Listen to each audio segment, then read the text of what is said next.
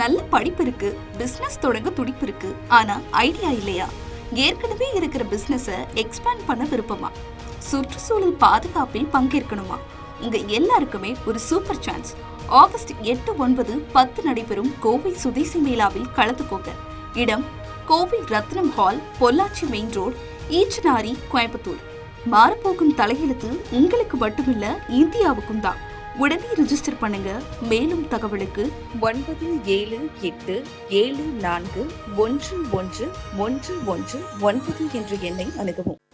மேட்டூர் அணையிலிருந்து இந்த ஆண்டு முறையாக தண்ணீர் திறக்கப்படாததால் தமிழ்நாட்டில் குறுவை சாகுபடி செய்யக்கூடிய விவசாயிகள் முறையாக சாகுபடி செய்யாத காரணத்தினால் நெல் தட்டுப்பாடு தமிழ்நாட்டில் ஏற்பட்டுள்ளது.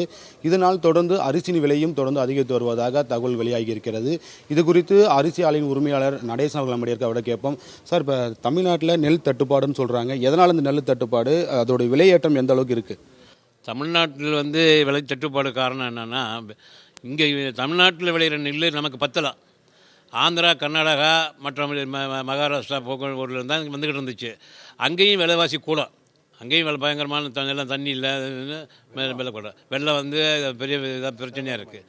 அதனால் அங்கேயும் விளைச்சல் கம்மியாக இருக்கிறதுனால அங்கேருந்து நெல் வரத்து குறைவு. அப்படி வரத்து குறைவுங்கிறதுனாலையும் இந்த ஜிஎஸ்டி பிரச்சனையில் 1 கிலோ கூட 25 கிலோவுக்கு 26 கிலோ பிடிக்கிறதுனாலையும் அந்த 1 கிலோவுக்கு 50 ரூபா கூட தெரியுது ஜனங்களுக்கு. அதை 25 கிலோ பிடிச்சோம்னு சொன்னால் அந்த 50 ரூபா கம்மியாக கொடுக்கலாம். 26 கிலோ பிடிக்கும்போது அந்த 50 ரூபா கூட வச்சு கொடுக்கும்போது ஜனங்களுக்கு விலை கூடுதல் மாதிரி தெரியுது. இதான் நடக்கும். 25 கிலோ இல்லை. இப்போ இந்த நெல் தட்டுப்பாடு போக்குறதுக்கான வழிகள் இருக்கா? இப்போ அண்டை மாநிலம் நெல் தட்டுப்பாடு இருக்குது, தொடர்ந்து அரிசியோட விலை ஏற்றத்திலே இருக்குமா? தண்ணி நம்ம மழை பெஞ்சு தண்ணி நிறையா ஆற்றுல வர்ற வரையிலும் இந்த விலையேற்றம் இருக்கத்தான் செய்யும். இது குறையிறதுக்கு ஒன்றும் வாய்ப்பு இல்லை. இல்லை, இப்போ தொடர்ந்து இப்போ இந்த நெல்லோட தட்டுப்பாடு அதிகரிக்கும், விலையேற்றம் எந்தெந்த அரிசி வகைகள் விலையேற்றம் அதிகமாக இருக்குது? ஒரு கிலோவுக்கு எவ்வளோ ஏறி இருக்குது? ஒரு மூட்டைக்கு எவ்வளோ விலையேற்றம் ஏறி இருக்குது? ஆந்திரா பொன்னி ஒரு பைக்கு 25 கிலோ பைக்கு 100 ரூபா கூடி இருக்குங்க. அதே மாதிரி அத்தியா பொன்னிங்கிறது தான் பைக்கு 100, 150 கூடி இருக்குங்க. இது நம்ம தமிழ்நாட்டில் ஜனங்கள் வாங்கி சாப்பிட்ற சன்ன ரக அரிசி. இந்த சன்ன ரக அரிசி பெரும்பாலும் இங்கே விளையிறதை விட கர்நாடகா, ஆந்திராவில் இருந்தால் நிறையா வந்துக்கிட்டு இருந்துச்சு. அது அங்கே விலை கூற இருக்கிறதுனால அங்கேருந்து அரிசி விலையெல்லாம், அரிசி நெல்லெல்லாம் வர்றதில்லை. இப்போ ஒரு வாரமாக சரியானபடி வர்றதில்லை. அப்படியே வந்தாலும் விலைவாசி அதிகமாக இருக்குது அங்கே உள்ளது. அதுக்கு இங்கே எங்களுக்கு கட்டுப்படி ஆகலை. அதனால தான் விலைவாசி கூடுதல். இங்கே உள்ள தமிழ்நாட்டுக்காரங்க யாரும் விலைவாசி ஏற்றி வைக்கல. நெல் தட்டுப்பாடு காரணத்தினால தான் விலைவாசி கூடுதலாக பைக்கு 100, 150 கூடுதலாக விற்கிறது. இதான் நடக்கும். இப்போ தொடர்ந்து நம்ம மற்றொரு கேட்போம். சார் வணக்கம். இப்போ தமிழ்நாட்டில் நெல் தட்டுப்பாடு தொடர்ந்து நீடிச்சிட்டு இருக்குது. அண்டை மாநிலேருந்து கொள்முதல் செய்வதற்கான சாத்தியங்கள் இருக்கா? அல்ல அங்கேயும் விலையேற்றம் அதிகமாக இருக்கிறதுனால நீங்கள் வியாபாரிகள் என்னென்ன இன்னும் சந்திக்கிறீங்க? சார், நாங்களே ரொம்ப சத்தீஸ்கர், அஸ்ஸாம் அந்த பக்கம்லாம் நெல், வெஸ்ட் பெங்காலெலாம் நெல்லுலாம் வெள்ளம் ஜாஸ்தியாக போயிட்டுருக்கு. அங்கேயும் கொஞ்சம் கிராப்லாம் அழிஞ்சிக்கிட்டு இருக்கு. ஆந்திராவிலேயும் கொஞ்சம் இருந்தது பூரா வாங்கிட்டு தான் இருக்கிறோம். வாங்கி இப்போ 35 ரூபாங்கிறது 40 ரூபா கூட வந்துக்கிட்டு இருக்குது. நெல் வேலை ஏறிடுச்சு.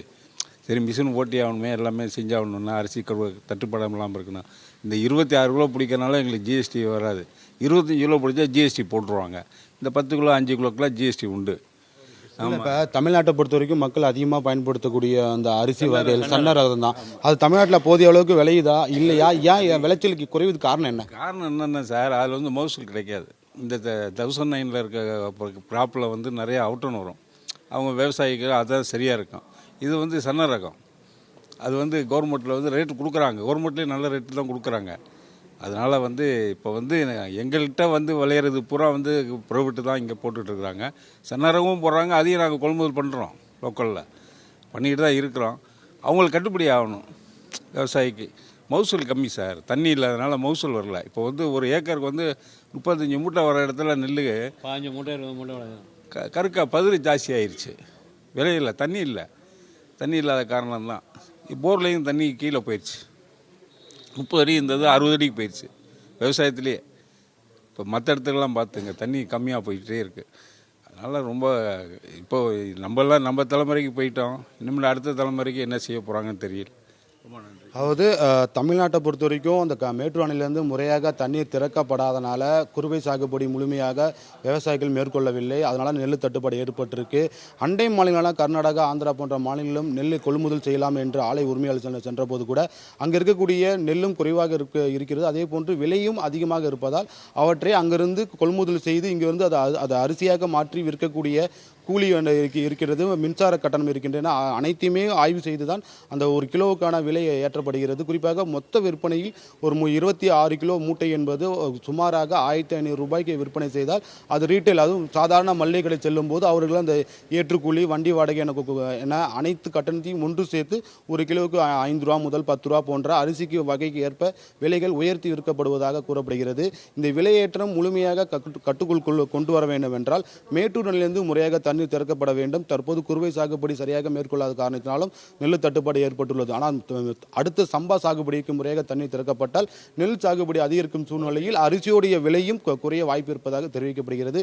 ஆனால் அந்த சம்பா சாகுபடியும் முழுமையாக விவசாயிகள் செய்ய முடியவில்லை என்ற காரணத்தினால் தொடர்ந்து அரிசி விலை ஏறத்துக்கான வாய்ப்புகளும் அதிகமாக இருக்கிறது. இதற்கு மாநில அரசு உரிய நடவடிக்கை மேற்கொள்ள வேண்டும் என ஒரு தரப்பில் தெரிவிக்கப்பட்டுள்ளது. திருச்சியிலிருந்து ஒளிப்பதிவாளர் அஸ்வின்குமாருடன் செய்தியாளர் தீபன். தமிழ் ஜனம் சேனலை சப்ஸ்கிரைப் பண்ணாம பார்த்துட்டு இருந்தீங்கன்னா மறக்காம சப்ஸ்கிரைப் பண்ணிடுங்க.